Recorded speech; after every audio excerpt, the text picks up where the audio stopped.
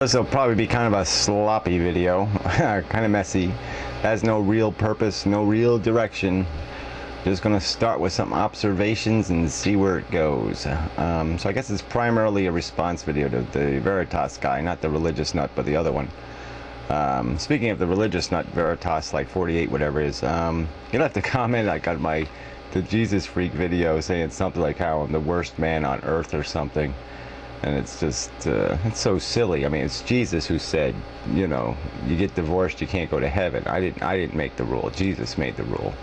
Fucker. But anyway, you know, then there's all these videos out there. You know, Cosmo whatever guy, and then Decky, and of course you always got Zach. Zach is always a little bit miserable, and you know, just a lot of videos. I mean, even Great Text kind of telling us a sad saga, and a lot of people just very discontent with our lives, but then absolutely no way to find any rational course agreement anywhere. And it's just that idea that, you know, I can't even barely communicate with Matt anymore.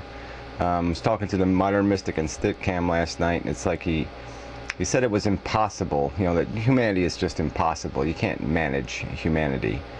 And so he's almost like talking like one of these tribal guys, you know, like, yeah, I mean, he wouldn't go back to primitivism, but he actually thinks that somehow communities could thrive and not kill each other. And that's sort of where we have to govern people, is on a community level. Like neighbors have to wag their finger at somebody, and that'll be how you solve problems. So I think it's just totally impractical, but I think he's just reaching for anything because he sees the calculation that I've been running through my head all day, which is there really any way to get people to agree on anything? I mean, here's this Veritas guy, is a really smart guy. I mean, he's got a very ordered intelligence. I like listening to him. The way he speaks, even when he's using fucked up terminology, is clear and concise and specific. I like it. But I don't like what he's saying at all. I mean, it's nonsense. Doesn't want to even get into a conversation about objective and subjective because he's concluded it's all subjective. You know, it's almost a waste of time to speak in those kind of terms. And it's even like we can't even talk about the presumptions we start from with our logic. As long as we're speaking some other presumptions besides the ones he's interested in. Apparently, because why else would we have a conversation? There's really no point in even trying to communicate with each other if we're going to just concede there's no universals that we're all living with, or that there's a universal reality that we're all living in. If we can't concede that, we've got nowhere to go. I mean, in terms of conveying ideas, I don't think. And then the second part of this whole thing is you know, it's like Decky, I feel bad for her, she's depressed, blah blah blah, she's looking for a life, but it's like the Zach thing. Yeah, the choice is to go backward, to somehow commune with nature, as if those crazy forces have the answer, and they really don't. The blueprint there is no better. It's certainly not the answer for intelligent life on Earth. It's an answer for life, life that wants to struggle and suffer. But if we have higher aspiration than that's it. That's just throwing your intelligence in the garbage can. And the other part of it, I would say, is it's just throwing your usefulness in the garbage. Because I mean, if these are another one of these things we can't agree on. I mean, maybe we should list, maybe in the comments if you want to, if you have some inspiration, maybe list. There's got to be these questions we could ask each other. These basic questions about reality. I mean, is there one reality that we're living in? You know, basic questions. Is there purpose in living beyond your own self-interest? Because that's what a lot of people are basically looking for. They're looking for answers for themselves, and they're basically saying, well, I can't do anything for the future, so fuck it. Or at least they might care, but they're just saying, I don't have any power over that future. So I'm just going to do my thing. I'm going to cover my ass, so to speak, or find my way. And what happens to that future? Fuck it. And I can't even imagine thinking that way. I mean, the whole the thing that gives us something is the fact that we can do something for that future. I mean, that's where our real value in even existing is that we have where we're in this blightful circumstance, but we can do something to reduce the future blight. And instead, certainly as a society, we've done exactly the opposite. We've mortgaged that future. We've made their blight even worse. They not only have to inherit our bullshit values, they have to inherit our debt. You know, it's kind of a sick equation when you think of it. Really sick, sad, and pitiful. So anyway, yeah, it's just how it's like human beings are made up. Let's say they're made up. Let's just pick a number. Say there's 200 arbitrary values, 200 arbitrary beliefs, 200 arbitrary conceptions of reality. And there's like with an on-off switch, like, do you believe in God? On, off, you know. Do you believe in objective truth? On, off, you know, whatever. And so then you can basically, we have people, and they can have any arrangement of those switches. And what you're basically in life, you're sitting struggling to find other people that have 90% or 95% of the same switches, the same answers to the questions, and that there you can find some compatibility and purpose. And it's unfortunately dismally rare to find that person, those people. I mean, I can count them on my friggin' hand. I mean, even Nick, and you know, the thing is too, is there's these really important questions, and you know, if those ones are wrong, it fucks it. So you can have 95%, but if you have that magic question you have a difference on, it just fucks the whole thing, because Nick has basically given up.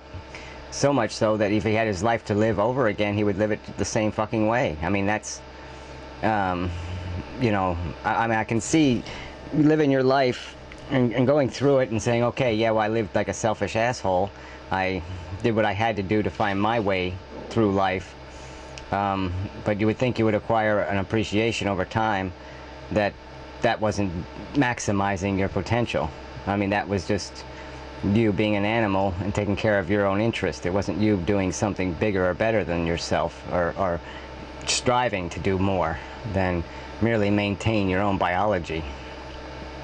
So I mean, that one's always going to be that's just always going to be a sticking point between me and Nick, is his futility. Not even futility, it's almost nihilism. I mean, you can't call it, what else do you call it? I mean, he's pretty nihilistic. He talks good, but he doesn't believe any of it, apparently. Anyway, back to the point, sort of. Yeah, how do we get anything done? How do we as a people accomplish anything? Because you can have ideas, or you can have something, and there's all this bullshit. It's all this nonsense. And then look at what it's look at the relationship I have with some of these people here. You know, their contempt and hate for me is so consuming. You know, that they'll take time out of their day just to make a video fucking with me, and it's like, you know, and they're not fucking with my ideas, they're just fucking with me. I mean, somehow it's me as the person. It's not what I've said. I mean, they won't quote me anywhere. They won't, you know, be fair to any idea or suggestion or anything I've said and say this is why that's wrong. It's just about me. It's just about tear him down, rip at him. And what is that about? I mean, how does this get generated? I mean, what switch goes the wrong way that creates that kind of passion?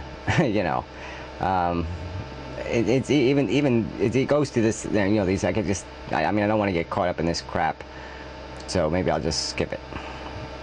No, it's worth saying. I mean, it's worth pointing out. I mean, I was just reading on one of these wacky videos, you know, and Rose Bushy was there commenting, and he's 5-starring it, and it's like, you're saying, well, you know, it's not even imaginable that he would do this 3 months ago, that he would actually 5-star a video where the brilliance of the video is painting a swastika on somebody's head. I mean, you know, what is that? It is so starbelly sneechy of him. But anyway, it just doesn't matter. I mean, it really doesn't matter, because it just points out just how fragile any kind of hope there is for human beings, because their diversity will kill them. I mean, we're going to be destroyed by our inability to agree on anything, and that's just the way it's going to be. It's the way it has to be, I suppose, and it's just tragically stupid. I almost wish there was a lottery. I wish we could just say, let's all throw our conception of the world into the hat. Let's take the permutations of the 200 variables and throw the 5,000 different combinations or whatever the number would be into a hat and just pick one out and say, okay, that's going to be the future. We'll invest in that world, because it's like, it's better to have some hope of achieving something better than no hope at all. And in this circumstance, there's really no hope at all, because popular consensus is just, they're not going to get it. It's just not going to happen. We can't even get the intelligent people to be intelligent. You know, we have no chance, you know, with all the morons out there. And so we've doomed the future, in my opinion. The future's just doomed. We've doomed them because we can't have a logical conversation. People are just incapable of it, in my opinion. I mean, it's just obvious. You know, when we can't even agree that there's one reality, I mean, we're just fucked. That's all. We're just fucked.